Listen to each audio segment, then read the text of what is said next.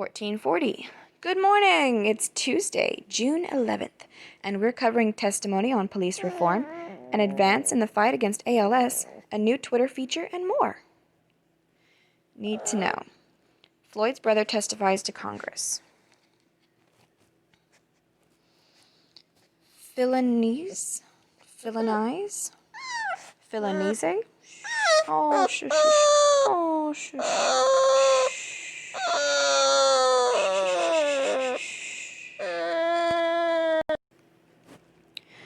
Anyway, Floyd's brother testifies to Congress.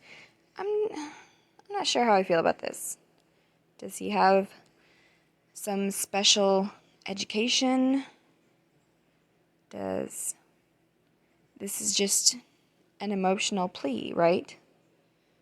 It's just because what he represents, his brother and his brother's death, it's just to invoke emotion. And good decisions are not based on emotion. So I don't like this. Philonize Floyd, brother of George Floyd, testified yesterday before the House Judiciary Committee, delivering a personal plea for lawmakers to take up the issue of police reform. The appearance comes one day after his brother, whose death at the hands of Minneapolis police officers sparked weeks of nationwide and global protests, was buried. Floyd was joined by 11 other witnesses, including Houston Police Chief and head of the Major Cities Chiefs Association, Art Acevedo, who argued efforts to defund police may disproportionately affect minority communities depending on implementation. This is true. Access all prepared witness statements here. Separately, President Trump is reportedly readying an executive order on police reform. Any actions are said to be separate from a bill being led by Senator Tim Scott. I am wary of executive orders, but I guess we shall see. As an African American, Scott has spoken about his own experiences with racial discrimination extensively in the past. Okay. House and Senate Democrats unveiled a reform package earlier this week proposing substantial changes to police procedures and reporting while stopping short of acting on calls to defund police departments. Yeah, because that would be a little much.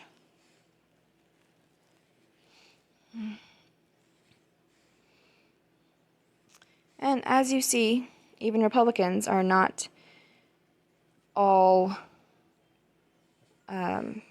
immune to the identity politics thing. In related news, separate crowds in Virginia tore down Confederate statues in Richmond and Portsmouth overnight. This is just going too far. Flynn case rolls on. An outside counsel appointed to review the Justice Department's decision to drop prosecution of former National Security Advisor Michael Flynn concluded the case against Flynn should continue. Outside counsel. For some reason, outside counsel has more authority than the Justice Department. John Gleeson, a former federal judge asked by Judge Emmett Sullivan, who is currently overseeing the Flynn case, also accused the department of abuse of power in seeking to drop the charges. Oh, because it wasn't an abuse of power to pursue charges in the first place. Charged as part of the probe into Russian meddling in the 2016 election, Flynn pleaded guilty in 2017 to lying to the FBI about his contacts with Russian officials after the election, but before President Trump assumed office. That was after the FBI, on tape, plotted to get him to lie, first by deceiving him into thinking that the questions they were asking were no big deal and he didn't need an attorney.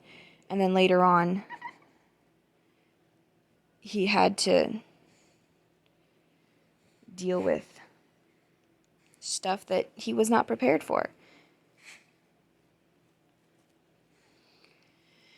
Flynn was also forced to resign after misleading Vice President Mike Pence about the contact, though Pence has since suggested Flynn may have unintentionally lied. Exactly.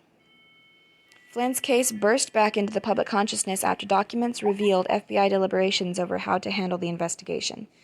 The decision of whether to deny the request to drop prosecution of Flynn ultimately rests with Sullivan and any further appeals of the decision.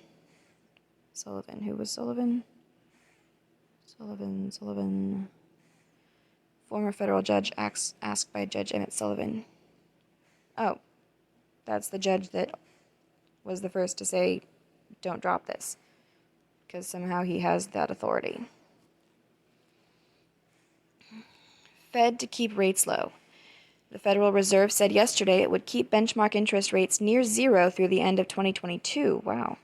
In an effort to help the U.S. economy recover from the effects of the coronavirus. The statement provides some long-term certainty around the central bank's plans, though markets were a mixed bag.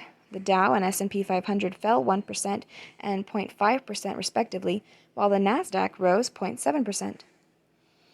Commercial banks are able to borrow money from the Fed, and low interest rates allow them to provide cheaper lending for consumers and businesses. In principle, this spurs more spending, providing a boost to the economy. Since 1990, rates have typically floated between 2% and 5%, with the Fed aiming to keep inflation low. Officials also painted a grim picture of the near-term economy, with a drop of 6.5% in GDP on the year and 9.3% unemployment by the end of the year. Projections have unemployment falling to 5.5% by the end of 2022. Hopefully it'll be better than that. A healthier relationship with alcohol. From Monument. Since stay-at-home orders began, alcohol sales in the U.S. have risen at least 34%. While this is just a noteworthy data point for some, it has very real and serious implications for many others. According to the CDC, nearly 40 million Americans drink too much, and Monument is here to help. Monument is an online platform built to help people change their relationship with alcohol. Their founder, Mike, built Monument based on the tools he used to ultimately stop drinking, including medication and therapy, along with the resources he wished he had when he made the decision. With the free, anonymous Monument community, a collection of world-class resources, and a network of specialized physicians and therapists, Monument is looking to create a world where a healthy relationship with alcohol is attainable and celebrated by all. Monument is customizable, affordable, and available entirely online, anonymously, so you can make progress on your own terms. Give Monument a try today for a healthier relationship with alcohol. Please support our sponsors. Why are they talking about your relationship with alcohol? So this is supposed to teach you to moderate your intake, not quit completely? I guess that would be one difference between this and Alcoholics Anonymous. In the know. Sports, entertainment, and culture. NASCAR prohibits Confederate flag from races just days after Bubba Wallace, the only African-American driver in the Cup Series, called for its ban. Gone with the Wind, temporarily pulled from HBO Max, will return with opening message providing context for historical depictions in the film. Oh, brother. That's the first I've heard that it's only temporary, but still. I mean, there are black actors in the movie, so by not letting people watch the movie, you are taking away the legacy of those few talented people who actually did break into a white-dominated industry. I'm just saying. Major League Soccer resumes July 8th. Oh,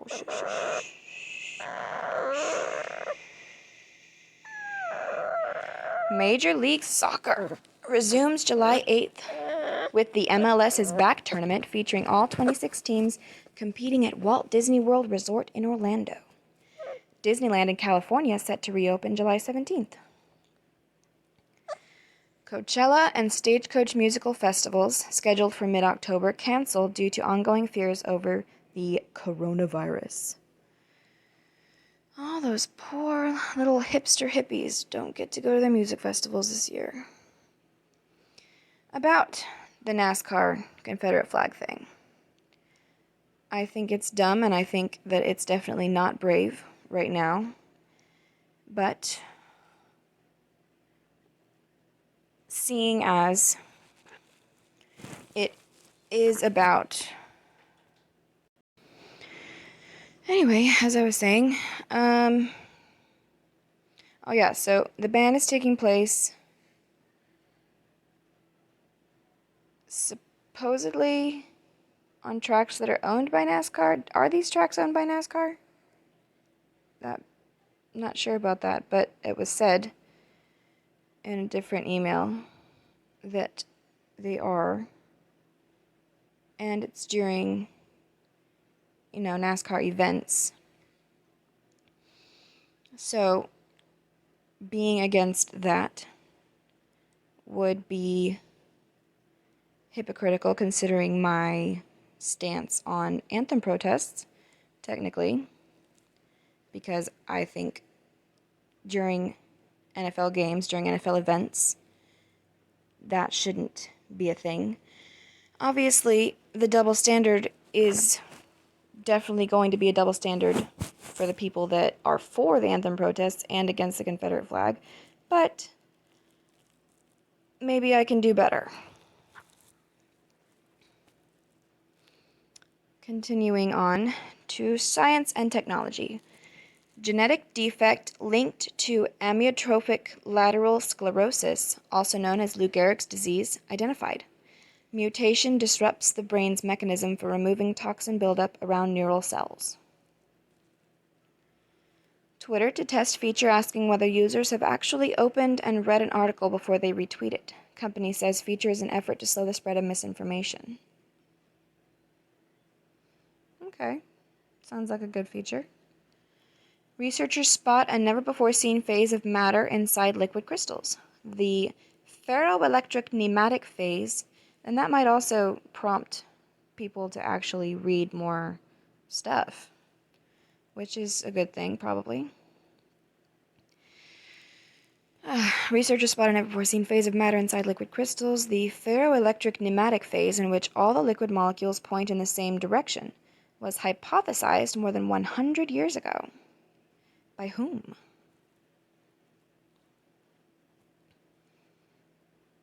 Business and markets. Reddit names Y Combinator CEO Michael Siebel to board after co-founder Alex Ohanian, a husband of Serena Williams, resigned last week and recommended he be replaced with a black director. Why don't you just put your wife in the role, dude? Might as well. Amazon will ban use of its facial recognition technology from police for 1 year. Okay. Zoom closes account of Chinese activists based in U.S. Just Eat Takeaway to acquire Grubhub to create largest food delivery company outside China. Just Eat Takeaway. Okay, so that's the name of a company. Acquire Grubhub to create largest food delivery company outside China. Grubhub was also in discussions with Uber, which fell apart. Starbucks to close up to 400 locations amid changing consumer preferences. Politics and world affairs. Jacksonville, Florida appears likely to host the Republican National Convention in August. Okay. North Carolina Governor Roy Cooper rejected a full-scale event in Charlotte over coronavirus concerns, as did a judge, some asshole judge in San Antonio. Apparently. So stupid.